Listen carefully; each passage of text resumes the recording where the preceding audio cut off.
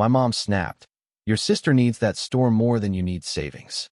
While I worked double shifts to buy my first home, my parents gave my down payment to my sister for her boutique dream.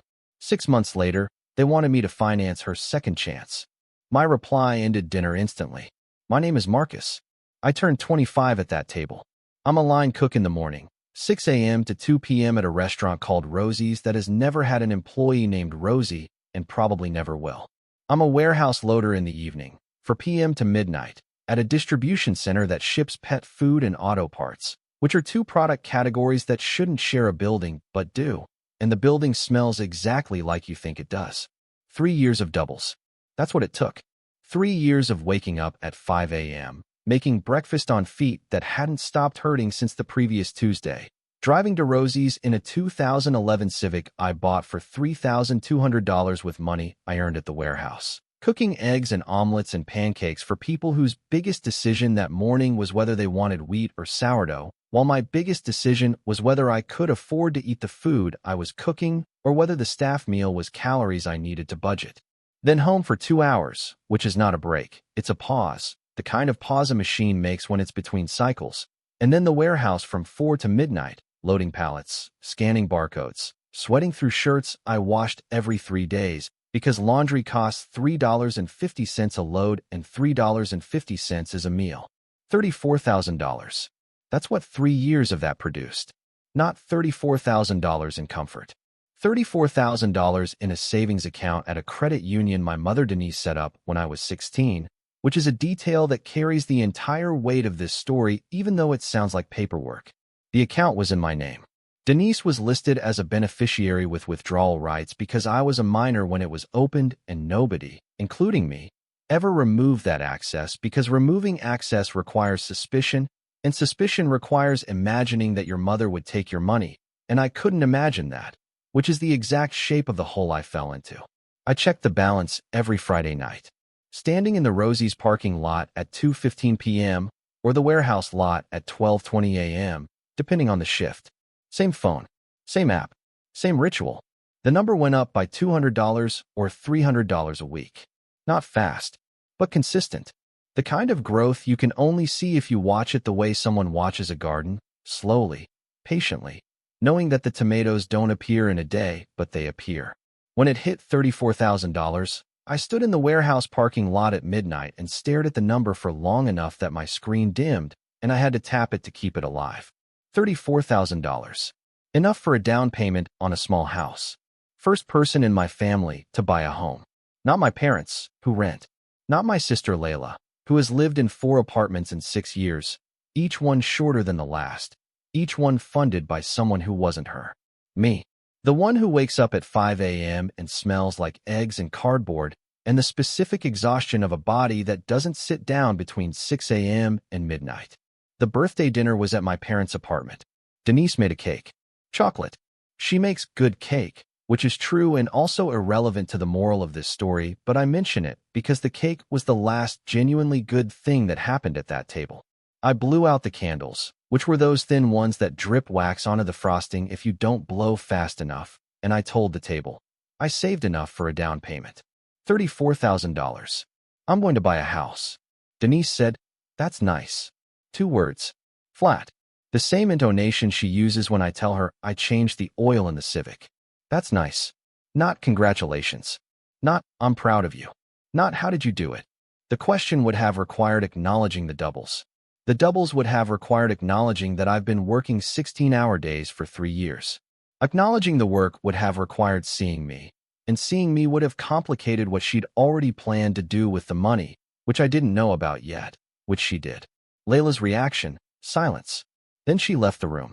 She went to the bathroom and stayed there for about 8 minutes, which I assumed was about the cake. She's lactose intolerant, and which I now know was about the number, because the number confirmed that the funding for her boutique was real and liquid and sitting in an account her mother could access. Roy, my father, nodded. Ate cake. Roy communicates through nods the way other people communicate through sentences, efficiently, ambiguously, and without committing to a position. He knew what was coming. Denise told him the plan before the dinner. He objected once, privately, in their bedroom. Denise said, he'll save again. He's young. Layla needs this now. Roy went quiet. Roy has been quiet about Layla his entire life because the alternative is arguing with Denise, and Roy doesn't argue. He absorbs, which is where I learned the behavior that made me an easy target. When I was 14 and Layla was 17, she wanted a guitar. An acoustic. $340 from a music shop downtown. Roy drove her there on a Saturday, waited in the car, and paid for it without discussion. She played it for 3 weeks. The guitar is still in their hallway closet. I don't know why I'm telling you this except that the guitar is the boutique at a smaller scale. The same pattern, want, fund, abandon, except the guitar cost $340 and nobody noticed, and the boutique cost $34,000 and I noticed because it was mine. But the guitar Saturday is also the only memory I have of Roy taking Layla somewhere without being asked. He drove her. He waited. He paid. He didn't complain. That's the Roy I keep looking for when I look at the Roy who sat at the birthday table eating cake and knowing what Denise was about to do with my savings and saying nothing. And the two Roys don't fit in the same chair, but they sit in it anyway. Denise checked the balance 3 days before my birthday. I found this out later when I called the credit union and asked for the account activity log. She logged in, checked the number, $34,000. She already knew. My announcement at the table wasn't news. It was confirmation. The birthday cake had 25 candles on it, and a mother who already knew the balance and was waiting for the landlord's call about the boutique lease that had been in progress for 5 weeks. 5 weeks. The boutique lease was signed 2 weeks after my birthday, but the landlord confirmed the initial inquiry was made 5 weeks before the dinner. Layla and Denise were touring retail spaces while I was working doubles. The boutique wasn't a spontaneous opportunity. It was a month-old project waiting for my savings to reach a number worth taking. 2 weeks after my birthday, on a Friday night, I stood in the Rosie's parking lot at 2:15 p.m. Same phone, same app, same ritual. I opened the banking screen. $0. Not $33,000. Not $20,000. Not reduced due to a processing error. 0. I stared at it. The screen dimmed. I tapped it. Still $0. The parking lot smelled like the fryer exhaust from the kitchen vent, greasy and warm. The smell that lives in my work shirts and my car seats and my hair. The smell of 3 years of doubles. I stared at $0 standing in that smell. I called Denise. She picked up on the second ring, which means she was expecting the call, which means she knew I'd check on Friday because I always check on Friday, which means she chose to let me find out from a screen instead of her voice, which is a decision I've thought about more than almost anything else in this story. We used the money for Layla's store. She's been planning this for months, and the landlord needed the deposit. We used it. Not borrowed. Not took. Not moved temporarily. Used. Like a household item. Like the blender. Like the car keys. We used the money. Implies joint ownership of $34,000 that I earned alone, in 2 parking lots, across 2,200 double shifts, in a body that hasn't had a full day off in 3 years. The verb is the betrayal. Used means, this was always ours, and we decided where it goes, and your opinion was not part of the decision because your role in this family is to produce, not to have opinions about what you produce. I called the credit union Monday morning. Sat in the Civic in the parking lot with the engine off and the heat fading and my hands on the steering wheel at 10 and 2 like I was navigating somewhere except I was parked, and the only destination was a conversation with a stranger who would explain how my mother legally became a thief. The representative was patient. Her name was Claudia. She had a voice like someone who has delivered bad news to good people so many times that her delivery has become a kind of care, steady, clear, unhurried. The vocal equivalent of someone handing you a glass of water before telling you the house is on fire. She said, "Your mother is listed as a beneficiary with withdrawal rights. The status was set when the account was opened, when you were a minor. It was never removed." She paused. I could hear her keyboard. I could hear the specific office hum of a place where people work normal hours at normal jobs and go home at 5 and don't smell like fryers. The transfer was processed as an authorized withdrawal. Authorized. The word sat in the car with me like a passenger I didn't invite. Authorized means the system saw a name and matched it to a permission and executed a transfer, and nobody in the system asked whether the 25-year-old who deposited $200 a week for 156 weeks knew that his mother was withdrawing $34,000 in one transaction. The system doesn't ask. The system matches names to permissions. Trust is not a security feature. Trust is the gap between the system and the person it's supposed to protect, and I fell through that gap on a Friday night in a parking lot that smells like fried eggs. There's no institutional recourse. Claudia explained this gently, the way you explain to someone that the lock on their door was never installed even though they've been closing the door every night. The access was never revoked. The transaction is classified as authorized. I thanked her. She said, "I'm sorry." She meant it. I could tell because her voice changed on the word sorry, the way voices change when someone is speaking from their own experience rather than a script. And I've always wondered if Claudia had her own version of this story, but I didn't ask because I was sitting in a car with no heat and no savings and no energy for anyone else's version of $0. Part of me wanted to drive to my parents' apartment and stand in the kitchen and ask Denise what $34,000 smells like when it's been earned in a fryer and a warehouse for 3 years. Part of me wanted to call Layla and ask her how the candles were selling. And a small part of me, the part one sat with longest while the windows fogged from my breathing and the parking lot emptied around me, wanted to log in and see a different number. Wanted Claudia to call back and say it was an error. Wanted to go back to being the son who checks his balance on Friday nights and sees the number grow and trusts the people who have access to it. That son was easier. That son didn't have to choose between his family and his future. That son just worked doubles and watched tomatoes grow. But the number was $0. And the tomatoes were gone. And the garden wasn't mine anymore. Layla's boutique. Let me describe it the way an investor would. Except the investor didn't consent and the investment didn't have a prospectus. The business plan was a Pinterest board and an Instagram aesthetic. No revenue projections. No market research. No budget spreadsheet. No supplier contracts beyond a credit card and a wholesale website. Layla chose products based on what photographed well, not what sold. The opening inventory, $8,400 in candles from an Etsy supplier who hand pours them in Vermont, which is a lovely detail if you're not the person who funded it with warehouse shifts. $4,200 in scarves from a wholesale site. $2,800 in essential oils. $1,600 in curated lifestyle pieces, which is a phrase that means things nobody needs arranged on a shelf nobody visits. Rent, $3,200 a month. Trendy neighborhood. Layla chose the location because the vibe matters, which is true if you're a customer and irrelevant if you're a business that needs foot traffic to convert into revenue, which Layla's didn't. After security deposit, $6,400, and first month's rent, $3,200, she had $24,400 left for everything else.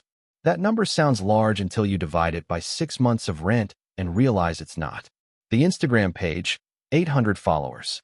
Mostly Layla's friends, friends of friends, and bots from a $30 follower boost she purchased in month 2, which generated 200 followers who liked 0 posts and bought 0 candles, which is the return on investment you'd expect from paying $30 for imaginary attention.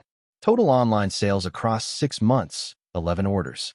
Revenue from online, $340. In-store revenue, approximately $4,800, mostly from Denise's friends who bought candles out of obligation and guilt, which are 2 emotions that generate exactly 1 purchase each and no repeat customers. Total revenue over 6 months, $5,140. On $34,000 in investment, Layla contributed $0 of her own money. 0. She works part-time at a nail salon, makes about $24,000 a year, spends most of it on clothes, dining, and a social life that eventually became the boutique's Instagram content, which is a business model where the owner's brunch photos are the marketing strategy and the marketing strategy's conversion rate is $340 over 6 months. Month 5. The boutique is hemorrhaging. Revenue, $600 for the month. Layla went to Miami. For days. Posted beach photos and restaurant selfies. Hashtag treat yourself. She vacationed on the remaining float of my stolen savings while the store she opened with those savings was dying. I saw the Instagram posts while eating a gas station sandwich between shifts in the Civic. The sandwich cost $4.99. The Miami trip cost more than my monthly grocery budget. I put the sandwich down, picked it back up, ate it, because I was hungry and the sandwich didn't steal anything from me. Denise covered the last 2 months' rent from the household budget. $6,400. Roy's retirement contributions stopped for 2 months to cover it. The total family cost of Layla's boutique, $34,000 from me, plus $8,200 in startup costs Denise paid from household money, plus $6,400 in final rent. Total, $48,600. Layla's personal financial contribution, $0. The dream cost $48,600, and the dreamer paid nothing. The family financial ledger, if anyone's keeping one, and I am because somebody should, Layla has received approximately $63,000 in family support, including my $34,000, the startup costs, the rent coverage, $14,000 in apartment bailouts over 5 years, and a car at 21, $6,800. Marcus has received $0. In fact, I've been paying the family's electric bill, $140 per month, and Denise's car insurance, $180 per month, since I was 22. 3 years, $11,520. The son paying $11,520 in family bills had his $34,000 taken to fund the daughter, who paid $0. The net flow, I'm negative $45,520 in this family. Layla is positive $63,000. The gap between us is $108,520, and the gap has a name, and the name is That's Nice. Denise told the extended family the boutique was a family investment that everyone contributed to. Aunt Gloria congratulated me at a barbecue on supporting your sister's dream. I stood there holding a paper plate with a hot dog on it and didn't know what she was talking about until she mentioned the family fund. The theft had been rebranded as philanthropy. My $34,000 was a donation I didn't make to a cause I didn't choose, announced by a mother I didn't authorize. 6 months. The boutique closed on a Tuesday. Layla blamed the location. The foot traffic was wrong. If I'd been on the other side of the street, it would have worked. Not the Pinterest business plan. Not the $340 in online sales. Not the Miami trip in month 5. Geography. Denise agreed. The location was the problem. I did the math on the back of an envelope during a warehouse break. Even with triple the foot traffic, the margins couldn't cover $3,200 rent. The location wasn't the problem. The business was. The business was the problem because it wasn't a business. It was a mood board with a lease. Thanksgiving. Same table. Same chairs. Same kitchen that smells like roasting turkey and the specific warmth of an oven that's been on since noon. The table still has the faint mark from where the birthday cake sat 6 months ago, a ring of chocolate frosting Denise scrubbed, but didn't fully remove, which is right there under the cranberry sauce dish. And I can see it, and nobody else seems to notice it. And I'm not going to mention it, because mentioning it would require explaining why a frosting stain matters, and the explanation is $34,000. And nobody at this table wants that explanation except me. Layla arrived in a $280 jacket. I know the price because Aunt Gloria asked, the way Gloria asks about everything, directly, without shame, the way I wish everyone in my family communicated. Layla told her proudly. $280. For a jacket worn to a dinner where she's about to ask her brother, the one whose $34,000 funded a boutique that generated $5,140 in revenue and $0 in lessons, to do it again. She couldn't buy inventory that people wanted, but she can buy a jacket for the table where she asks for more of what she already lost. Turkey, potatoes, green beans from a can that Denise has served every Thanksgiving since I can remember, and which nobody likes, but nobody complains about, because complaining about green beans is petty, and this family has taught me that petty is worse than theft. Cranberry sauce from a can, the cylinder-shaped kind that holds the shape of the can on the plate like a gelatin monument to convenience, which Denise says is not worth making from scratch, a philosophy she applies more broadly than she realizes. The table was full. Aunt Gloria, Cousin Nina, Roy at the head, carving the turkey with the same knife he's used for 10 years, the one with the loose handle he never fixes because Roy doesn't fix things, Roy endures things, and there's a difference between those two approaches to life that I didn't understand until this year. Denise at the other end, Layla across from me, and me, sitting in the chair I've sat in since I was old enough to reach the table. Except the person in the chair is different than the person who sat here 6 months ago blowing out candles and announcing $34,000 like it was something to celebrate instead of something to guard. Between the turkey and the pie, Denise cleared her throat. The clearing was rehearsed.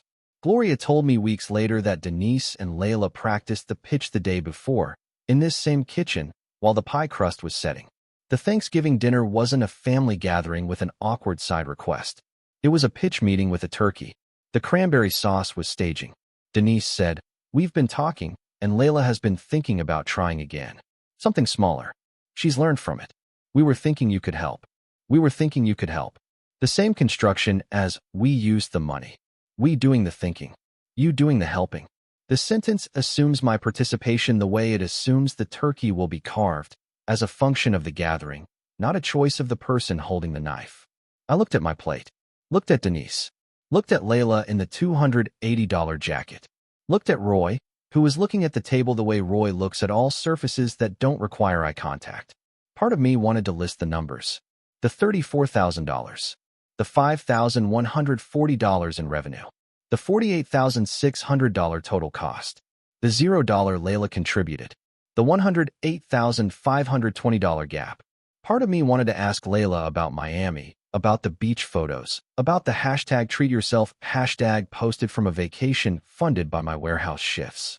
And a small part of me, the part one don't talk about, wanted to say yes.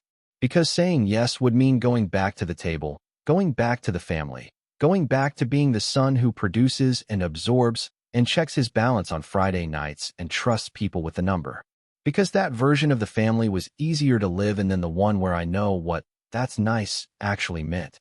But I was sitting at the same table where 6 months ago there was a birthday cake and a $34,000 announcement. And the cake is gone, and the money is gone, and the only thing that hasn't changed is the assumption that I'll keep filling the account they keep emptying.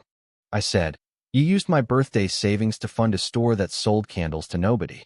The answer isn't no. The answer is, I don't eat at this table anymore. I stood up. The chair moved back. The sound it made on the kitchen floor was the loudest thing in the room. Nobody spoke. The pie was uncut. The cranberry sauce was still in the can shape on the plate. Layla looked at Denise. Denise looked at the table. Roy looked at his hands. Then Roy said something. 6 words. The first true sentence he'd spoken in my hearing in 3 years, delivered to his plate in a voice so quiet I almost missed it. "We should have asked you first." 6 words. Too late. Too small. Too quiet. But real. The only honest sentence spoken at either dinner. And it came from the man who has been silent his entire life, which means he chose this moment to stop being silent, which is either courage or guilt, and I don't know which one because I walked out before I could decide, and I haven't gone back to decide since. Monday after Thanksgiving, I walked into a different bank. Not the credit union. A national bank with a lobby that smelled like new carpet and air conditioning, and the specific professional neutrality of a building where nobody knows your mother's name or your sister's boutique or the balance that used to be $34,000 and is now a story you tell in parking lots. I opened a savings account. $0. My name only. No beneficiary. No joint holder. No withdrawal rights for anyone who didn't earn the money. The banker was a woman in her 30s who wore a name tag that said Priya and had a photo of a toddler on her desk that she glanced at twice during our conversation, which tells you she's a mother, and something about knowing that made the next question harder. She asked, "Would you like to add an authorized user?" I said no. 2 letters. The shortest sentence I've ever spoken that carried the most weight. No, in that lobby, in that chair, with that form in front of me, meant I am 25 years old and I am opening a savings account for the second time in my life because the first one was emptied by a woman who baked me a birthday cake and used the celebration as a countdown to a theft. No meant never again. Priya typed something, printed a debit card, handed it to me. One name. Only one. I held it the way you hold a key to a door nobody else has a copy of. Layla texted that night. "You embarrassed me in front of the whole family." All I asked for was help. I read it on the couch in my apartment. The apartment that costs $875 a month that I pay alone with money I earn at Rosie's and the warehouse, while my sister texts me about embarrassment from a phone she didn't buy in an apartment she doesn't pay for. I typed a response about the $34,000 and the candles and the $280 jacket and the Miami trip and the $5,140 in revenue and the $0 she invested. Deleted it. Typed another about the parking lot and the $0 balance and Claudia's voice on the phone. Deleted it. Put the phone face down on the couch cushion. Some texts don't deserve responses. They deserve balances, and hers has always been someone else's money, and mine has always been my own, and the difference between those two things is the difference between asking for help and taking it without asking. Denise called every day for 2 weeks. I didn't answer. The voicemails mapped a trajectory I could have predicted because I've been watching this family's emotional playbook my entire life. Day 1, anger. You humiliated your sister at Thanksgiving. That's not how we raised you. Which is technically correct because they raised me to be silent and productive, and I was neither of those things at that dinner. Day 4, negotiation. We're family, Marcus. We work things out. Which means you work things out by absorbing the cost, and we work things out by asking you to. Day 7, softening. I just want to talk. Please call me back. The please was new.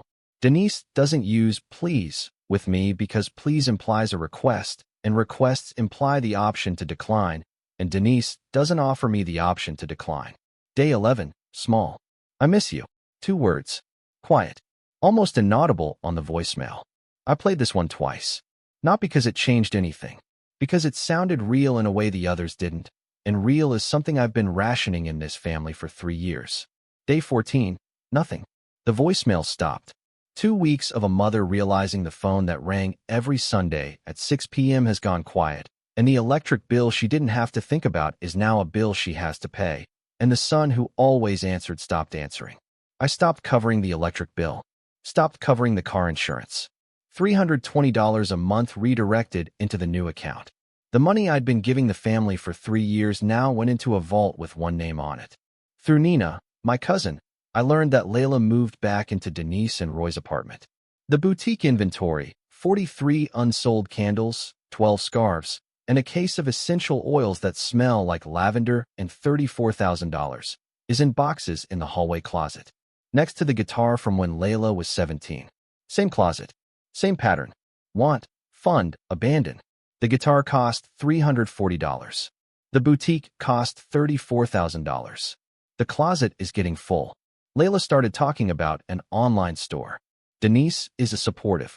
Nina says Denise has started hinting to Roy about helping Layla with the website, which costs money, which Roy doesn't have because his retirement contributions stopped for 2 months to cover the boutique's rent, which means the boutique didn't just consume my savings. It consumed part of Roy's future. The total blast radius of a Pinterest board and a dream. $34,000 from me. $14,600 from the household, and 2 months of retirement contributions from a man who said, "We should have asked you first," and then went home to a closet full of unsold candles. 18 months after Thanksgiving. I have $36,000 in the new account. My name. Only my name. I saved it the same way I saved the first one. Doubles, discipline, Friday nights and parking lots. Except this time the parking lot is just a parking lot. It's not a ritual anymore. It's a check. The ritual died with the first $0. I found a house. Small. 2-bedroom. $198,000. The kitchen is narrow, but it has a window over the sink that faces east, which means the morning light comes in the way morning light should, gently, without permission, without anyone asking it to. The yard is small enough that mowing it takes 20 minutes, which is 20 minutes I don't mind spending because the grass is mine and the mower is mine and nobody is going to call me while I'm mowing to say they used the lawn for someone else's landscaping project. I closed on a Friday. Paperwork took 2 hours in an office that smelled like toner and the particular staleness of a conference room that doesn't have enough windows. I signed my name 31 times. My hand cramped on signature 24. The closing agent, a woman named Beth who was eating almonds from a small bag between documents and who offered me some on signature 19, which I declined because I was too focused on the pen to eat, notarized everything and handed me the keys. 2 keys on a ring. No label. No ceremony. Just metal in my hand and a house on a street I drove past 3 times during lunch breaks before I made the offer. I drove to the house after my shift, still in my work clothes. The shirt smelled like Rosie's fryer and the warehouse floor and the sweat from a body that has been earning this moment for 4.5 years if you count from the first double shift, which I do, because counting is the only way I know how to measure what something costs, and this house cost more than money. It cost a birthday cake and a Thanksgiving turkey and a mother who said, "That's nice," and a sister who left the room, and a father who said 6 true words too late. The living room was empty. The carpet was the color of oatmeal. The walls were white in a way that looked like possibility instead of absence, which is the difference between an empty room you chose and an empty account someone chose for you. The refrigerator hummed in the kitchen. The heat clicked on, the sound of a thermostat I set, and nobody else controls. The house smelled like fresh paint and the specific dusty warmth of a place nobody has lived in yet. A smell that doesn't have a name, but should because it's the smell of beginning. On my 26th birthday, a card arrived. Roy's handwriting on the envelope, which is the handwriting of a man who holds pins the way he holds opinions, lightly, carefully, afraid of pressing too hard. Inside, a check for $500, and a note on a torn piece of lined paper. This doesn't fix it, but it's mine. 5 words. This doesn't fix it. 3 more, but it's mine. 8 words total. More honest words than Roy has spoken in the last 5 years combined. The $500 is not $34,000. It's not an apology. It's not enough. But it's the first money anyone in my family has given me that came with honesty instead of a plan, and it's Roy's money, earned from Roy's job, given from Roy's hand, without Denise's permission, which I know because Gloria told me Denise didn't know about the card until after it was mailed, which means Roy did one thing in this entire story without asking his wife first, and the one thing was this. I deposited the check. $36,500. The $500 sits in the account next to $36,000 of money nobody touched. It's not enough to fix anything. It's enough to prove that someone in my family knows the difference between giving and taking. Roy figured it out late, but he figured it out. The check is cleared. The card is in a drawer in the house. Same drawer as the keys. Through Nina, Layla is at Mom's apartment. The candles are in the closet next to the guitar. The online store hasn't launched. Denise is supportive. Roy is quiet. The frosting stain is probably still on the table. Nobody has replaced the table because replacing things requires admitting something was damaged, and this family doesn't admit damage, it renames it. And the name they gave $34,000 of my savings was a family investment. And the name they gave my absence is dramatic. And neither name is accurate, but both are easier than the truth, which is that a mother took her son's savings without asking, and a sister spent them without earning, and a father said the right words in the wrong year, and a son left the table and didn't come back. I sat on the floor of my house for 20 minutes. No furniture, no curtains, no candles. The floor was cold, and my back hurt from the shift. Nobody was there. Nobody took anything. Nobody called to say they'd used something. I sat on a cold floor in an empty house I bought with money nobody touched, and it was the warmest I'd felt in 2 years. Subscribe. New story next week.